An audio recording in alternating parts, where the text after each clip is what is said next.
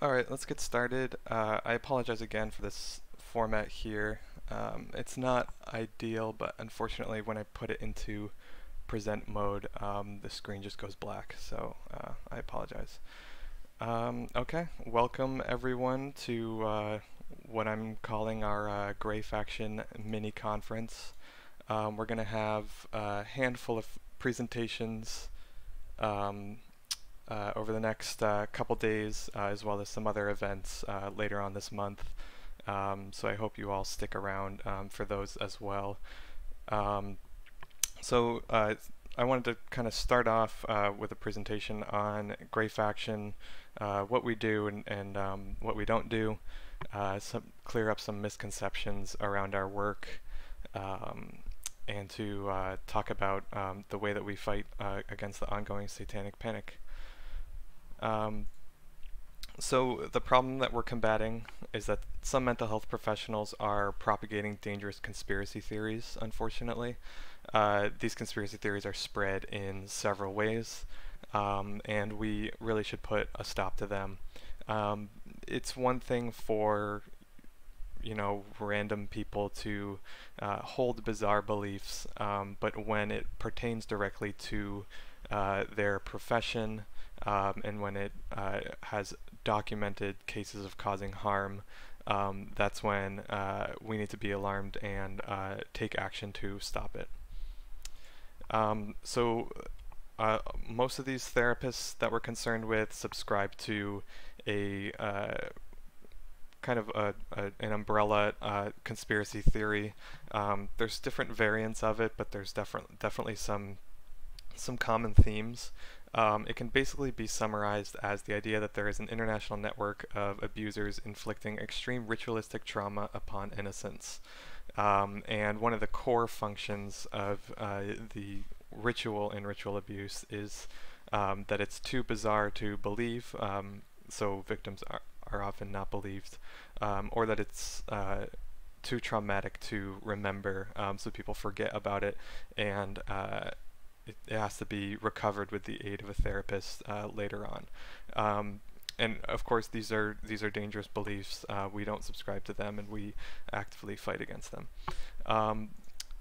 Other aspects, or some components of the conspiracy are satanic ritual abuse, which I kind of alluded to in the previous slide. It's the idea that there are these roving satanic cults, or either one large cult or a network of cults that are, satanic, or other alternative religions that are abducting and abusing people in rituals that includes cannibalism, sacrifice, bestiality, all that stuff that you hear about in movies and that kind of thing. And this is really the conspiracy theory behind the Satanic Panic, and I'll get into that in a minute. Other components of the conspiracy that some mental health professionals subscribe to involve the Illuminati, CIA, Freemasons, and so on. When we're talking about the CIA, we're often talking about mind control in the form of MK Ultra. So these were mind control experiments that the CIA undertook post World War II to try to basically program people to do their dirty work, without presumably without CIA involvement being uncovered.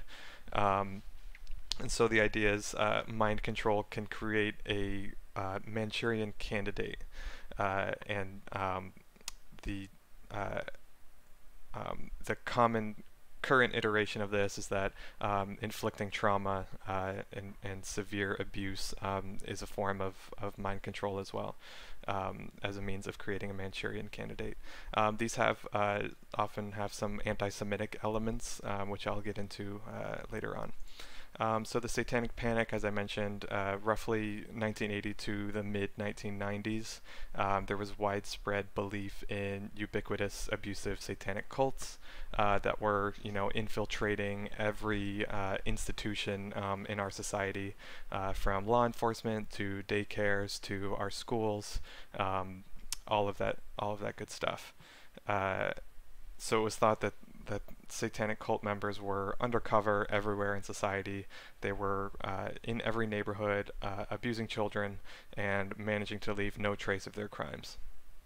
And the idea that they infiltrated like law enforcement and other institutions helped serve the narrative that later on, when no evidence would be uncovered, that this was a result of them having infiltrated all the investigation teams. The Satanic Panic was and still is to some extent propagated by media, law enforcement, and mental health professionals. In media, there was the talk shows, Oprah, Geraldo Rivera, plenty of others had these sort of daytime specials where they would talk about the scourge of satanic cults. Law enforcement came up with numerous ritual abuse guides for investigation, and there were lots of police trainings and things like that that served to reinforce that the satanic ritual abuse conspiracy theory was real. More about the Satanic Panic. So I mentioned usually it's thought of as beginning in 1980 and ending in the mid-1990s. The reality is that it never really ended. It remains popular in a lot of circles, particularly like fundamentalist Christian circles. You hear a lot about this. Unfortunately, it's also popular still in some mental health circles as well.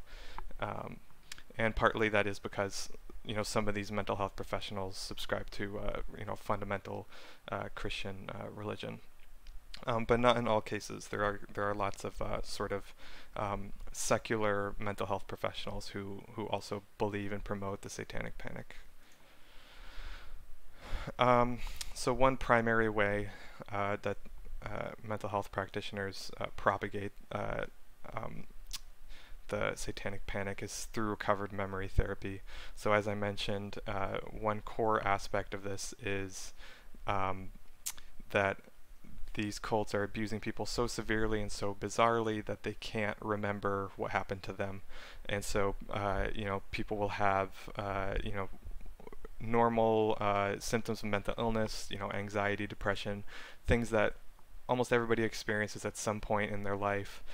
They go and see a therapist, and the therapist might, suspect that there's some hidden trauma that they can recover using recovered memory therapy. So techniques for doing this include hypnosis, guided imagery, dream interpretation, and similar. The aim is basically to put people into sort of an alternate state and kind of jog their memory a little bit, and sort of the regression therapy that you've seen kind of on TV and in movies as well. But the issue is that this can and does create false memories, and oftentimes they're memories that confirm therapists' pre-existing beliefs.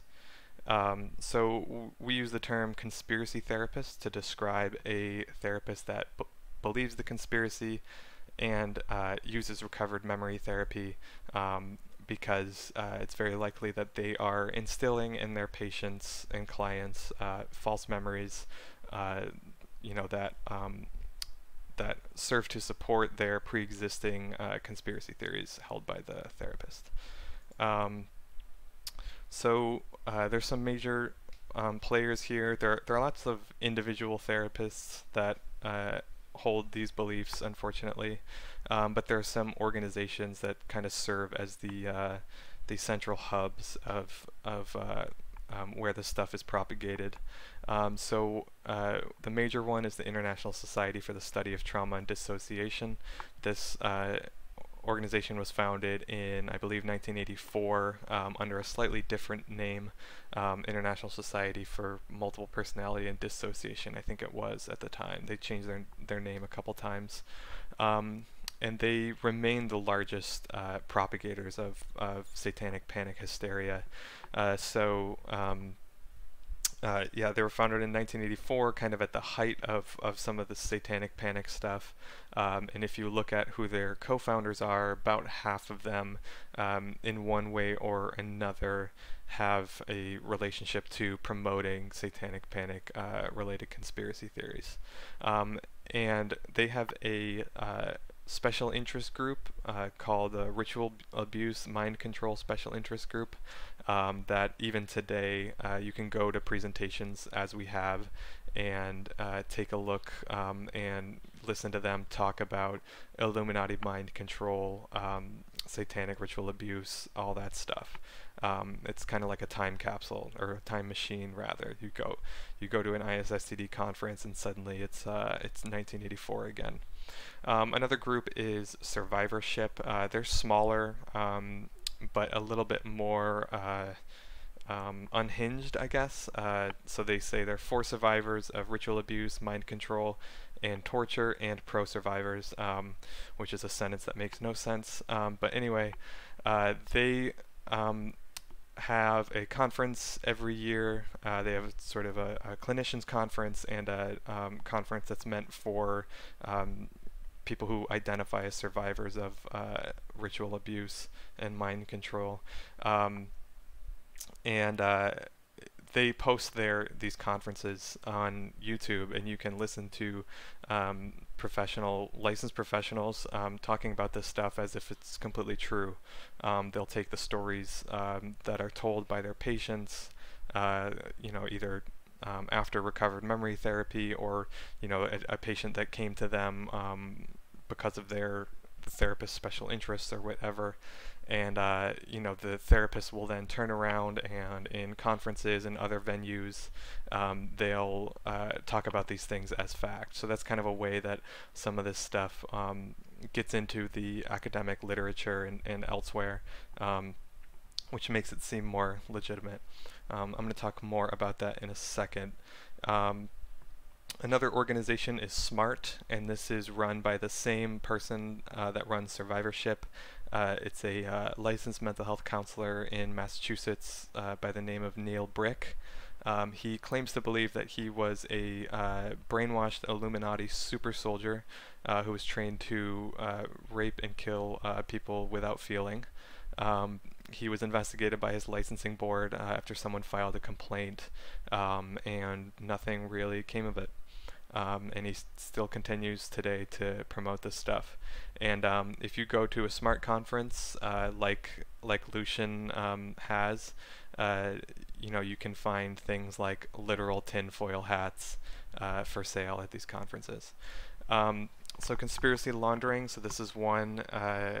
This is what I was referring to before. This is kind of the way that the conspiracy theory can end up in the academic literature and other sort of resources for public consumption that look to be legitimate because there's a professional license attached to it.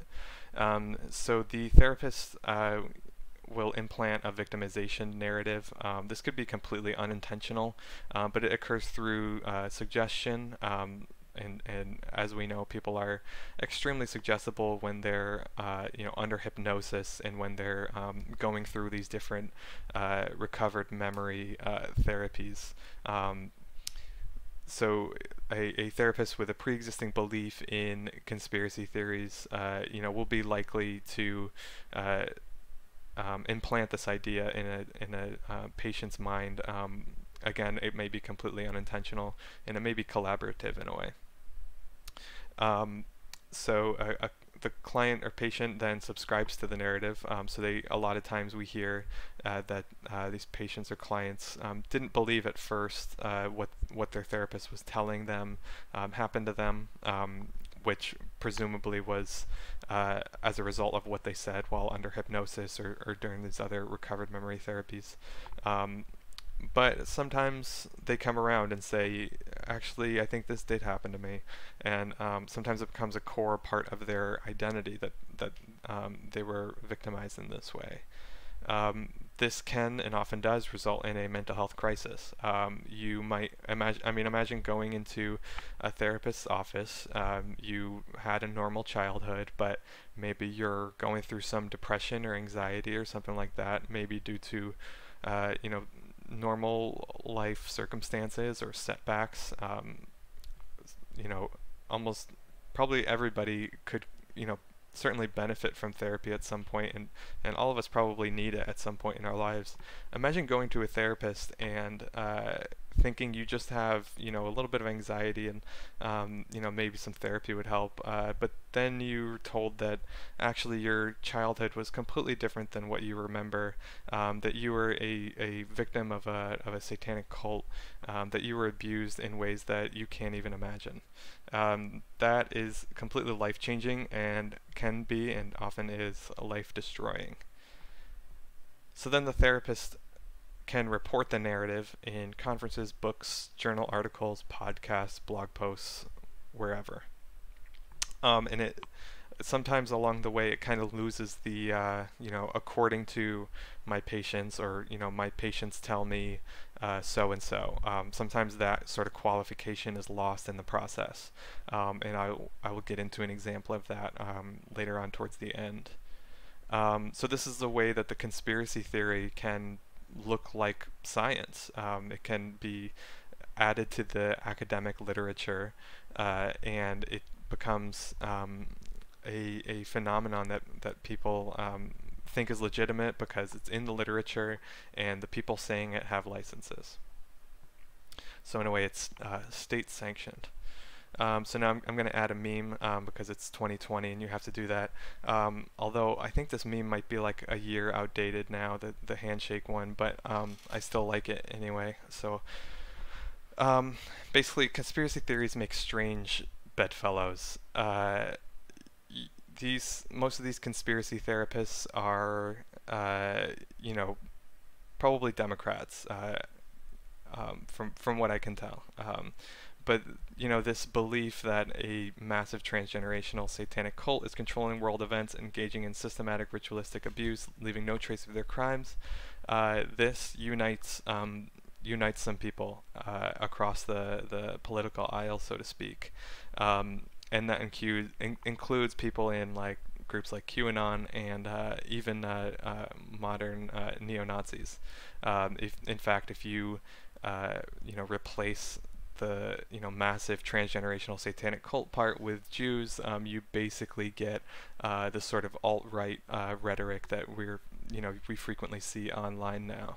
And in fact, if you pay attention to the alt-right and modern anti-Semitism, the words satanic and Jewish are often co-occurring or are just completely interchangeable. So it's really interesting there that this sort of conspiracy theory can broaden and spread across political lines in a way. If you want to know more about the connections between Satanic Panic, QAnon, and anti-Semitism, I'll be talking about that tomorrow at 8 p.m. Eastern Time. And of course I had to add another meme. But definitely check that one out if you're interested in learning more. So here's what we do in Grey Faction. Primarily we research and expose conspiracy therapists. So we have like biographies of certain therapists that we think are problematic. We'll include you know, description of who they are, you know, where they got their education.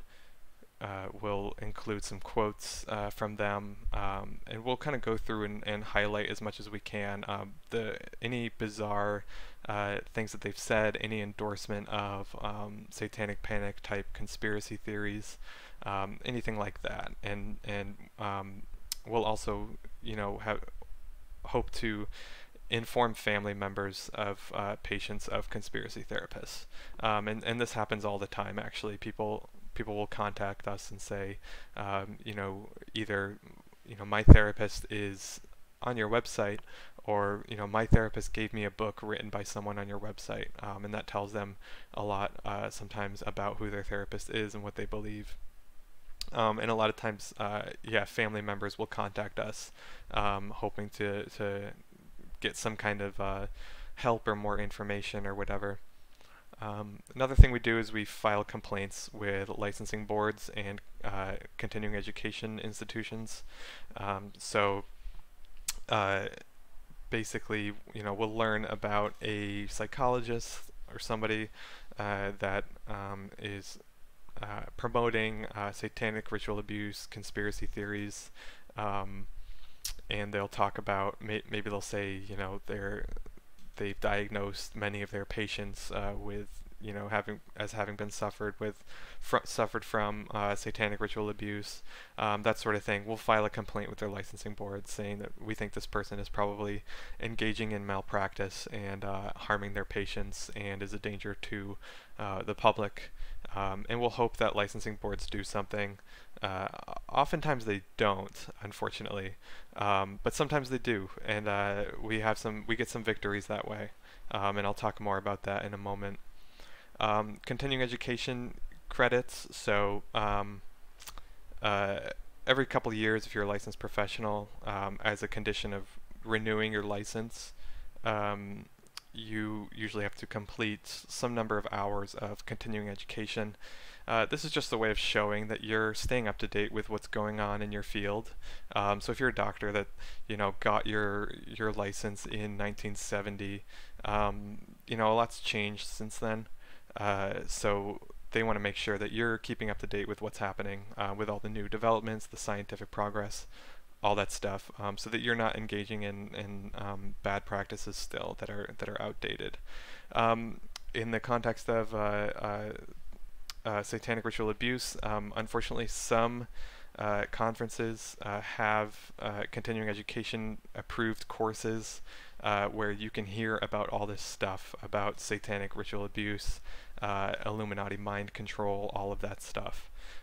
Some of those presentations are at the International Society for the Study of Trauma and Dissociation annual conference. Others are at Survivorship and at the SMART conference as well. So we'll complain to the institutions that handle the continuing education credits. Usually that's the American Psychological Association. We'll kind of write a complaint about a course and ask that they revoke the continuing education credit, because these courses aren't accomplishing what they're supposed to do, which is help people to stay up to date on the science, not convince them of pseudoscience and bizarre conspiracy theories. Some misconceptions about what we do. So people often say, ritual abuse is real, just look at Jeffrey Epstein. One thing I should say is that every systematic investigation into whether ritual abuse or satanic ritual abuse is is on the scale that they're talking about, which is really what we're concerned with, is the idea that these Satanists are abusive and behind every corner. It's just not true. So they'll say, ritual abuse is real, just look at Jeffrey Epstein, which is kind of a couple jumps. But a good analogy to that is sort of mail-in voting fraud. So there might be a few isolated cases of something that you could put into that category, but then to claim that it serves this broad conspiracy theory narrative just isn't true, and in fact it's a Mott and Bailey fallacy, which I'll get into in a sec, and it's a form of concept creep. Another sort of response people have is, but multiple personality disorder and dissociative identity disorder are real, and I'll talk about that in a moment. And then another claim people make is that we're attacking survivors of extreme abuse. Of course we're not, and I'll talk about that in a moment too. So the Mott and Bailey fallacy, defending a controversial claim by retreating to a more justifiable one. So the idea that there's an international network of abusers inflicting extreme ritualistic trauma is the sort of controversial claim, the one that we dispute, the one for which there is absolutely no evidence whatsoever. But oftentimes when we point that out, people will retreat to, well, what about Jeffrey Epstein? and that sort of thing. What about these other cases of people who have abused other people, and sometimes in bizarre ways, sometimes in ways that you know, they might use like satanic imagery or something like that. I mean that happens. But these are isolated individual cases. They don't involve a satanic cult of any sort. They're just simply not on the scale that people are talking about. It's a bit like claiming, you know, widespread mail-in voter fraud. You know, when there's a you know, tiny fraction of a percentage of you know, fraudulent activity when it comes to mail-in voting. And that's a hot topic right now. So I mentioned concept creep. So oftentimes this is twisting facts to fit the satanic ritual abuse narrative. People will talk about human trafficking or something as if you know, as if all of human trafficking is caused by satanic cults abducting people. That's a whole other topic, human trafficking, but I'll leave that for now. So the true accounts of abuse are often molded to fit a satanic ritual abuse narrative, and oftentimes we're accused of pretty much just running interference for pedophiles, for being in denial about the reality of child abuse, all that sort of thing, which of course is ridiculous, because we're talking about a tiny fraction of these cases that allegedly involve you know, ritual abuse elements. And so it becomes that denying satanic ritual abuse is a form of denial of abuse. And I mean, we see that sort of thing right now with QAnon, where you know, telling them that they're wrong, that, you know, the narrative's incorrect, it's long debunked, and just overall ridiculous. You know, if you say that to them, then they'll accuse you of being a pedophile. It's a very common response that people have, and it's completely illegitimate. Another way that concept creep occurs is in, you know, for example, the Finders. So this was like a kind of a strange little cult, or a commune, really, where they just kind of like did kind of weird things, and I'm certainly not an expert on the Finders. I think Lenny Flatley, who is here, is going to be talking about this tomorrow. I'm sure he will have much more to say about this, but for now I'll just say, you know, people often point to the Finders as if they are, you know, the evidence that satanic ritual abuse exists. They were accused of all sorts of things. There was no evidence of it whatsoever, but still today people will point to them for some reason as proof that it exists. Similarly with the McMartin preschool, it was the longest and most expensive trial in U.S. history at the time, I believe, and there was all sorts of claims about tunnels beneath the preschool, all that, and for some reason people still look back on it and claim that that was evidence of satanic ritual abuse. Multiple personality disorder, now known as dissociative identity disorder. So it's important to recognize that psychological disorders are diagnosed based on a set of symptoms, and this set of symptoms is spelled out in the Diagnostic and Statistical Manual, and there are certainly people who experience the symptoms that describe DID, but really the controversy is over what causes DID. So the typical narrative is that it's caused by trauma, that traumatic experiences can be so severe that your personality is fractured into pieces, and you know, you need a therapist to basically access these pieces, or alters is usually what they're called, and recover the memories and then integrate your whole personality, basically put your identity back together. There's an alternative explanation, which is that it might be, it's understood or typically described as the sociocognitive model, that there are a range of factors that can cause DID. that may even include having suffered trauma at some point, but not in the way that the narrative often includes it. But all sorts of other factors, including cultural factors, therapists cause therapists can cause DID, and then other factors like how susceptible you are to fantasy, sleep problems, all sorts of things like that.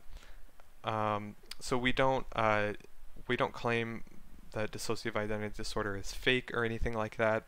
That doesn't really make much sense because it's a set of symptoms and people experience those symptoms. The issue is really over what causes it. And our relationship to DID is really only insofar as it involves recovered memory therapy, which we think to be a type of kind of playing with fire. Lastly, when people say that we're targeting survivors of extreme abuse, we definitely aren't. We focus on providers, the mental health professionals who are state sanctioned in a way, just by virtue of being licensed and maintaining that license, to promote pseudoscience and conspiracism. So we aim to modify the methods and beliefs of professionals, not the beliefs of patients. In fact, our goal is to help patients victimized by bad therapy, and that includes those that view us as their enemies. So I'm going to conclude with some of the victories we've had over the past couple of years. So one was Allison Miller. She was a psychologist that was involved with the ISSTD, as well as survivorship. She delivered a couple presentations for survivorship in 2017, where she said this, that satanic cults have a child sign a contract giving their soul to Satan or Lucifer, and she went out of her way to make sure we all know that those contracts are not legal, just in case anybody had questions about that. She said all sorts of other bizarre things. She was talking about satanic cult members staging elaborate UFO abduction scenarios, basically as a means of covering up their crimes that they would then commit during that. And again, the purpose was to make it so bizarre and strange that nobody would believe them if they told. And also, that they would forget it because of how severe and how severely traumatizing and strange it was. She was also talking about satanic cult members dressing up as Satan or Jesus and sexually assaulting these children as a form of, I think what she calls spiritual abuse, which is a way of getting you to turn away from God or whatever, and turn towards Satan or something. She talked about fake surgeries where people would, these cult members would implant a black heart into these children. And that's just the tip of the iceberg. I had, in the complaint that I wrote to her licensing board, it's just pages and pages of quotes from her where she was just saying all of this bizarre stuff just throughout the whole presentation. So like I said, I filed a complaint with her licensing board up in British Columbia, and they investigated, and it turned out she was in a semi-retired status, her license was, and she wasn't even supposed to be giving presentations, actually. So she got in trouble for that, but also they looked into the claims that we were pointing out that she had made. The board found that she shouldn't have been saying those things without qualification. She claimed that she was just saying things that her clients and patients had told her, but during her presentation she wasn't qualifying anything in that way. She was just saying, this is how satanic cults operate. This is what they do. She wasn't expressing any kind of doubt about what was supposedly going on. So she had to resign and go into full retirement. And if she ever wants to resume practicing, she will have to face that complaint. And again, this was at a conference where she was, I believe, I don't recall if she was talking to people who identify as survivors of satanic ritual abuse, or if it was the clinicians conference. But in any case, she was talking either to other professionals or, mental health patients who really didn't need to be hearing this stuff. So speaking of survivorship, another victory that we had earlier this year was that they lost the continuing education credit for their conference. So this was back in May. We filed a complaint a couple weeks before their conference started with the American Psychological Association. And the continuing education sponsor, which is a sort of middleman between the American Psychological Association and survivorship, that are responsible for the continuing education content.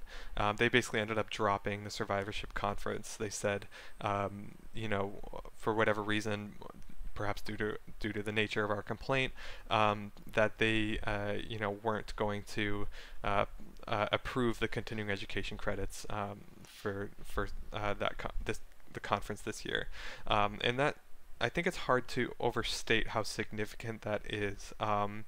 For one, continuing education is another way of kind of weeding out what is not appropriate for any given field. And so it's sort of another means of a stamp of approval, in addition to whoever's delivering the lecture having a state license, also a form of validation of what they're saying. Continuing education credit is also a pretty big money maker. It's the reason a lot of people go to these conferences. This might be the first time that they are exposed to these ideas, and unfortunately, if there's someone that might end up believing it, then you could have another conspiracy therapist. So if we can clean up the continuing education courses, that really could be great for reducing the number of conspiracy therapists in the future, and really just demonstrating and driving home that these conspiracy theories and pseudoscience just aren't appropriate for the field. Lastly, another victory was the ISSCD conference this year. They were supposed to have a speaker named David Sarakaya from Australia. We looked into him, and it turns out he's a convicted fraudster who literally purchased his PhD for like $250 or something like that.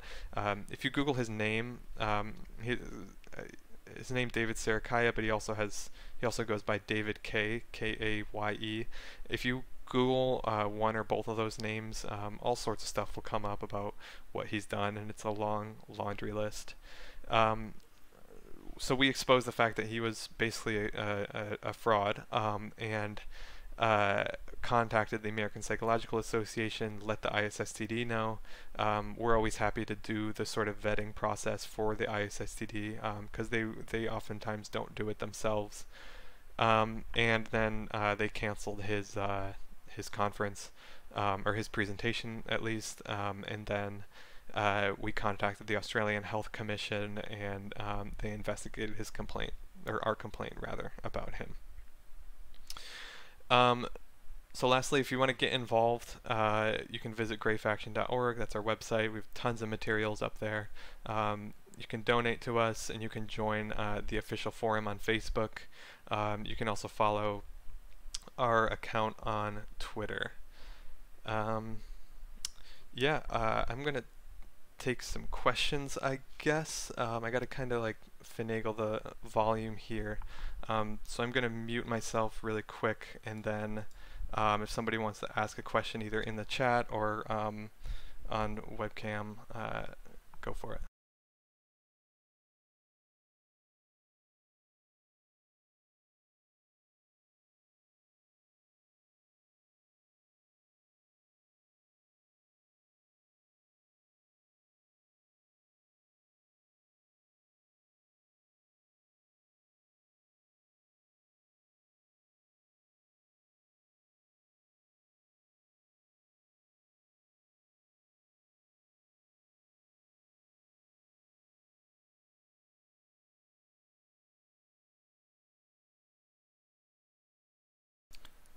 Sorry, I can't seem to get it working with other people.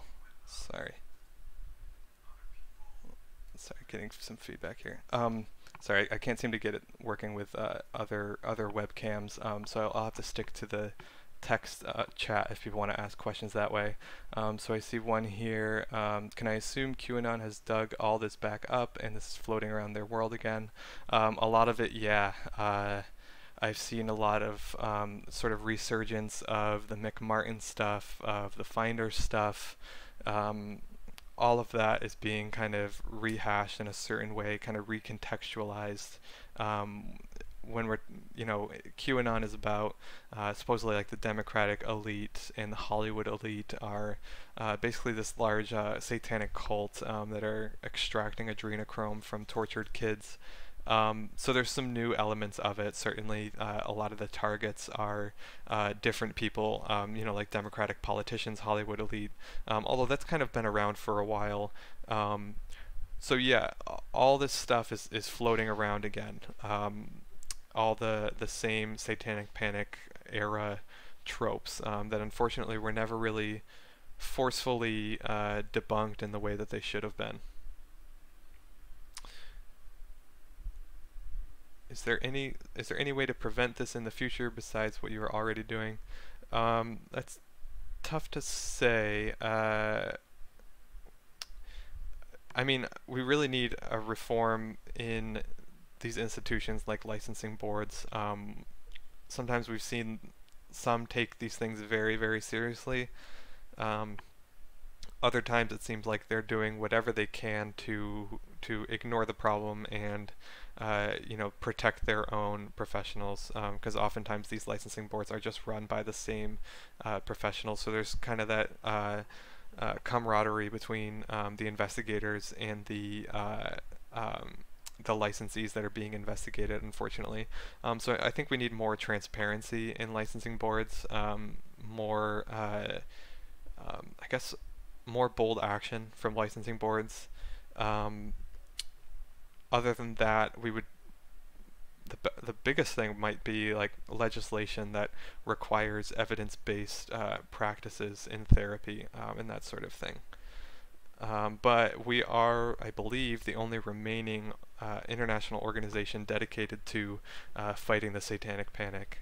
So at the end of last year, the False Memory Syndrome Foundation, which was the primary player in fighting the Satanic Panic back in the 80s and 90s, they officially shut their doors, and we're the only ones remaining at this moment. Let me see if I missed any other questions. How can we combat QAnon as grassroots humans? I don't know. I guess it could be a matter of just playing their own game in a way.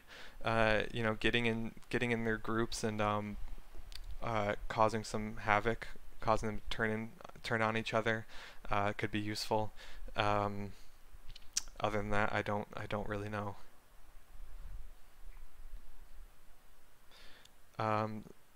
So someone notes that they work for a child sexual abuse prevention helpline here in the US, and we've been having more people reach out around these QAnon conspiracies that just drain our small office's resources. Yeah, it's really unfortunate. There's a lot of organizations doing great work to combat human trafficking, and they're getting all flooded with these fake tips that they then investigate, and they might drop, or not necessarily drop, but they have less ability to pay attention to the real evidence-based accusations, which is really unfortunate.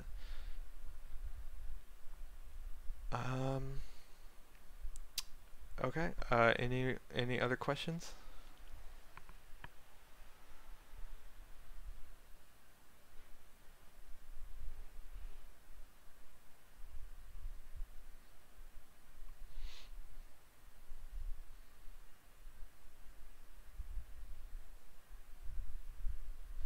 Why is it so hard to get decent press coverage? That's a good question. It has been hard. Sometimes we do get coverage. there are certain outlets that pay more attention to us than others. I think a lot of times, a lot of these newsrooms just don't have the resources necessarily to investigate this stuff. Uh, I think they think the Satanic Panic is over. Maybe they underestimate the number of people that continue to believe it. I think they've been kind of blindsided by this QAnon stuff because of that. I think they just thought it was gone, but it's very much still here. It's not a there's kind of a large barrier to entry for reporters, I think. You have to do a lot of researching into these different cases, into the psychology behind it all. It's not quick, and a lot of reporting today is based on, is very much on what's occurring in the moment, what's newsworthy and stuff. We definitely have a decrease in these sort of long form investigations that something like this would require.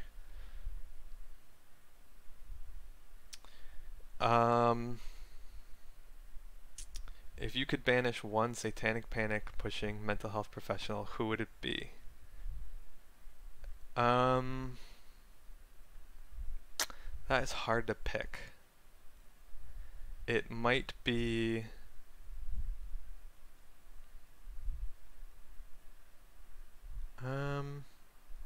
I'll say Ellen Lachter, because her case, and I'm sure Lucian is going to talk about it, and he wrote on his Patreon about it recently, that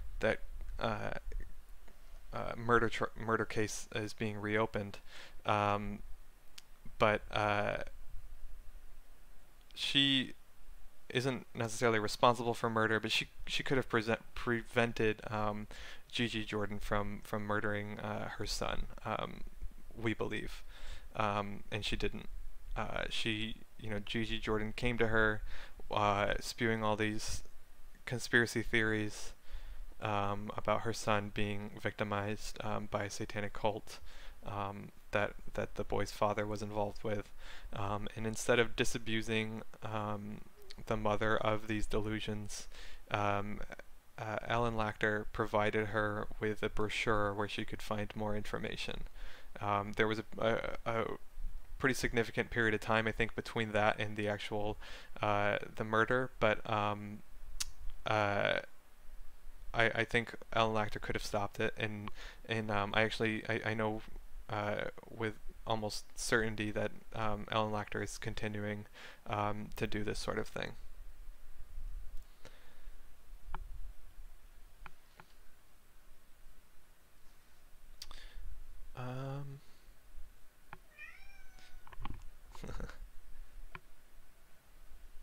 Do we have someone in the UK? We have people kind of all over. I think we have one or two people in the UK that are involved as volunteers, and I might be able to help put you in touch with them. I'm not sure how helpful they would be in trying to find a therapist. You can get in touch with me, and I can help you with that. You can find me on Facebook, or contact us. If you fill out the contact us form on our website, that goes straight to me, so we can get in touch that way. Okay, I think that's all for now. So Lucian is up next, I believe in a different room, and then Carl Casarda is giving a presentation right after that. But I'll be back tomorrow with another presentation on QAnon. Thank you all for coming, and I'll talk to you again soon. All right, bye everyone.